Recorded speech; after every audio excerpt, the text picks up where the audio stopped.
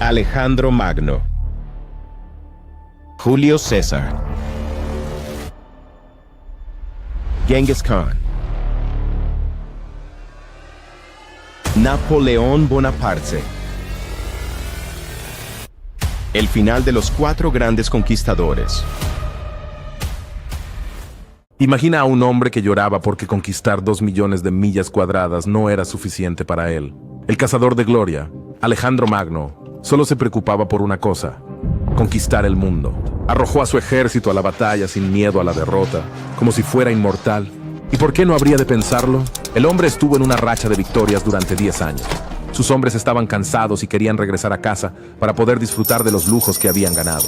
Pero a su rey no le importaban las riquezas. Ni siquiera le importaba mucho gobernar. Solo conquistaba. Todo iba bien para él hasta que se encontró con un muro en la India. Alejandro perdió a muchos hombres mientras luchaba contra Poros, su batalla más desafiante. Se dice que él mismo resultó herido mientras su caballo murió en la batalla. Siguió presionando a sus hombres, pero al otro lado del río había otro vasto ejército indio fresco y listo, mientras sus hombres estaban cansados y débiles. Le suplicaron a Alejandro que diera por terminado el día, la campaña o el imperio, pero que regresara a casa. Y por una vez, el señor no escucha a nadie, se vio obligado a ceder. Este fue el comienzo del fin para él. Infame por su hábito de beber, una noche se excedió y cayó gravemente enfermo. Sus generales oportunistas se reunieron rápidamente para ver a su rey y preguntaron: ¿a quién pertenecerá su vasto imperio después de su muerte? Alejandro respondió: al más fuerte. Esto desencadenó una guerra entre sus generales que duró casi 50 años. El imperio macedonio se dividió en pedazos antes de que incluso fuera una cosa. Pero de todos modos, nunca se trató de Macedonia en primer lugar. Para Alejandro, solo se trataba de Alejandro. Quedó paralizado y fue declarado muerto por los médicos. Los historiadores griegos escriben que el cuerpo de Alejandro no se descompuso durante 6 días después de su muerte, lo que prueba que el rey guerrero era de hecho un dios. Sin embargo, no se dieron cuenta de que no estaba muerto desde el principio. Los científicos modernos creen que Alejandro sufría de un trastorno neurológico que lo había puesto en coma. Es muy posible que Alejandro escuchara las tramas de sus hombres antes de ser enterrado vivo. A continuación tenemos al fanboy de Alejandro, Cayo Julio César. Mientras Alejandro lloraba porque no tenía más mundos por conquistar, se dice que César rompió a llorar mientras leía las hazañas de Alejandro. Dijo a sus hombres: a mi edad, él había conquistado a Darío, pero hasta ahora, nada ha sido logrado por mí. Como su ideal era Alejandro, terminó siendo igual que él, egocéntrico y narcisista. Una vez que obtuvo un poder significativo como general y estadista, socavó el sistema republicano romano y se declaró dictador perpetuo. Dictador perpetuo.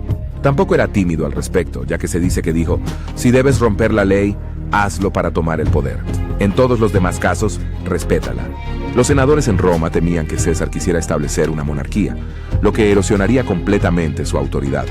El 15 de marzo del 44 a.C., un grupo de 60 senadores asesinó a César en la reunión del Senado. Colectivamente, el grupo lo apuñaló 23 veces para mostrar cuánto lo amaban. Lo último que vio César fue a su propio hijo adoptivo y aliado de confianza, Marco Bruto, presente entre los atacantes. Esto nos lleva a la era medieval. Aunque fue principalmente famosa por los cruzados, fueron eclipsados por Genghis Khan, quien emergió como la bestia del este. Logró conquistar el doble de tierras que Alejandro y estaba decidido a poner el mundo entero bajo una sola espada. Pero a diferencia de Alejandro o César, no se veía a sí mismo como un dios o un mesías. Sabía que era un tirano y se jactaba abiertamente de ello con estas palabras: la mayor felicidad es dispersar a tu enemigo, hacer que huya ante ti, ver sus ciudades reducidas a cenizas, ver a quienes lo aman envueltos en lágrimas, y recoger en tu pecho a sus esposas e hijas. Hay varios relatos sobre su muerte. Rashid al-Din escribe que fue víctima de la peste bubónica, mientras que Marco Polo, el famoso viajero italiano, escribe que fue disparado cuando iba a caballo y sucumbió a sus heridas unos días después. Otro informe dice que fue castrado fatalmente por una princesa del imperio chiita occidental, a quien había mantenido a la fuerza como concubina. La razón por la que su muerte no está tan bien documentada como la de otros conquistadores es porque se suponía que debía ser un secreto. Antes de morir, Khan instruyó a su familia y seguidores que mantuvieran su muerte en secreto, ya que ocurrió en el peor momento posible. Los mongoles estaban en la etapa vital de su deseada conquista de 20 años del imperio Shiya occidental. Esa conquista era más importante para el moribundo Genghis Khan que su propio gran funeral. Incluso su cadáver trajo muerte. Los seguidores de Khan masacraron a todos en la ruta, por donde se llevó su cortejo fúnebre para mantenerlo en secreto. Avanzando 5 siglos, quizás el mayor conquistador que existió fue Napoleón Bonaparte. La transición de espadas y lanzas a artillería había tenido lugar, y Napoleón era un genio indiscutible en este arte de la guerra.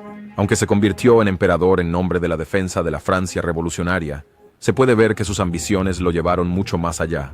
Su personalidad probablemente era incluso más extraña que la del resto de los grandes conquistadores. César se consideraba el único mesías para su pueblo. Alejandro se creía un dios. Genghis fue un tirano señor de las estepas, mientras que Napoleón se consideraba un artista de la guerra. Se dice que dijo: «Amo el poder, pero es como artista que lo amo». Para él, el campo de batalla era una pintura, y él era un artista dibujándola. Su poder de concentración era enorme, al igual que su memoria para los detalles y los hechos. Una vez, en una campaña en 1805, uno de sus subordinados no pudo localizar su división. Mientras su ayudante buscaba en mapas y documentos, el emperador informó al oficial sobre la ubicación actual de su unidad, donde estaría durante las siguientes 3 noches, el estado y la descripción de la fuerza de la unidad, así como el historial militar del subordinado. Esto, de un ejército con 7 cuerpos, un total de 200.000 hombres con todas las unidades en movimiento. Todo estaba en su cabeza. Barría con victorias por partes de Europa y la región del Mediterráneo con sus fuerzas moviéndose tan rápidamente como el viento, solo que más ruidosamente. Sin embargo, las apuestas aumentaron cada vez más. El número de muertos se incrementó, y las batallas se volvieron aún más sangrientas. Finalmente, fue derrotado en la batalla de Waterloo en 1815, y fue capturado por las fuerzas británicas. No fue sentenciado a muerte ya que los británicos no querían que muriera como mártir. En cambio, lo arrestaron en una casa con algunos de sus seguidores en un bungalow en ruinas. Vivió el resto de su vida en constante negación de sus circunstancias. Cuando organizaba una cena, se esperaba que los hombres vistieran uniforme militar y las mujeres aparecieran con trajes de noche y joyas. Quería sentir que todavía gobernaba. Años de aislamiento y soledad le pasaron factura, y finalmente murió el 5 de mayo de 1821, haciendo su última confesión. Francia, el ejército, jefe del ejército, Joseph. Básicamente expresó todo lo que le era querido: su país, su carrera militar y su esposa, Josefina.